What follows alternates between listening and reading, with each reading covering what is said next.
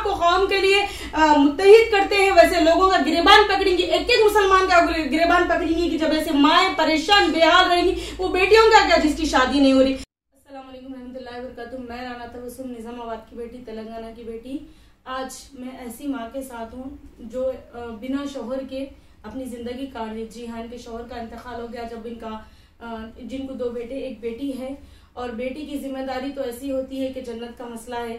एक औरत जब शौहर का इंतकाल होता है, मैं बार बार कह रही हूँ कि समाज में औरतों को बराबर का दर्जा दीजिए। कि ये मामला मैं तकरीबन देख लेते हुए आ रही हूँ पहले के जमाने से भी। अब तक जब टेक्नोलॉजी इतनी आगे बढ़ गई, जनरेशन आगे बढ़ गई, तब भी औरतों को मर्दों के नीचे ही समझा जाता है, चाहे वो कितनी भी काबिल क्यों ना हो। मगर मैं अपने आप को फख्र महसूस करती हूँ, और ऐसे माओं के लिए भी मैं फख्र महसूस करती हूँ जो बिना शौहर का जब इंतकाल हो जाता, एक बच्चा इनका सुनाई नहीं देता, प्रॉब्लम है, फिजिकली प्रॉब्लम है, हैंडीकैप है बड़े बच्चे का, फिर बेवा है इन्हों, फिर 2 बच्चे, एक बेटी को लेके आज ये मुकाम तक, ये हालात से कैसा आए होंगे अगर सोचते ना तो ये रोंगटे खड़े हो जाते। मगर हमारे मुसलमानों में औरतों को दर्जा देने का, अपनी कौम को आगे बढ़ाने से पहले लोग को आता कि एक दूसरे की टांग पकड़ के खींचना। मैं बहुत ज्यादा फख्र महसूस करती हूँ, और ऐसी माँ को भी मैं बधाई देती हूँ, मैं इनको मुबारकबाद देती हूँ। आप तो सीधा जन्नती है, अल्हम्दुलिल्लाह आप जन्नत में जा रहे। 3 बच्चों को पाले बिना शौहर के।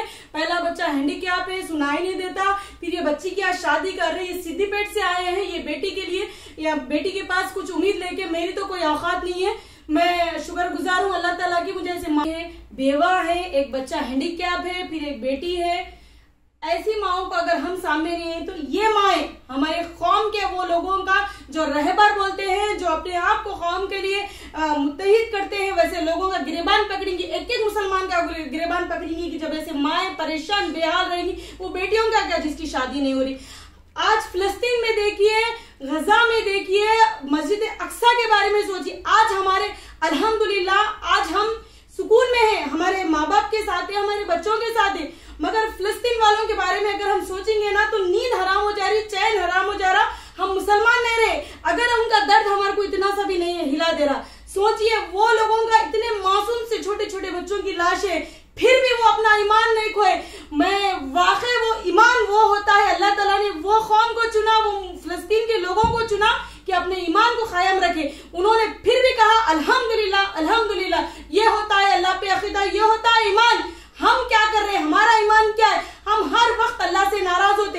ऐसी माओ को देखे जिसका शौहर गुजर गया, एक बच्चा सुनाई नहीं देता, बोल नहीं सकता, फिर भी अल्हम्दुलिल्लाह बल्कि यहाँ तक जिंदगी गुजारे, और आज एक बेटी की शादी हुई, सीधी पेट से मेरे पास आए।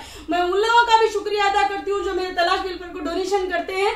जो भी मेरे से हो सकता है माँ के लिए बहुत सारी मुबारक दुआएं देते हुए आज ये माँ को मैं कुरान शरीफ, जानिमाज, किराना, चावल वगैरह जो हो सकता दी। और मैं बार मेरे कौम के लोगों को रिक्वेस्ट करी हूँ, आप लोग लड़कियों को कमतर ना समझे। सबसे पहली बात कौम का सोचे। अगर हम हमारी कौम का साथ नहीं दिए तो कौन देते, कौन हमारी कौम को आगे बढ़ाना, ऐसे माओं का सपोर्ट कौन करना। एक दूसरे में पकड़ के खींचने का, एक दूसरे की कमजोरियां बताने का, एलिगेशंस लगाने के बजाय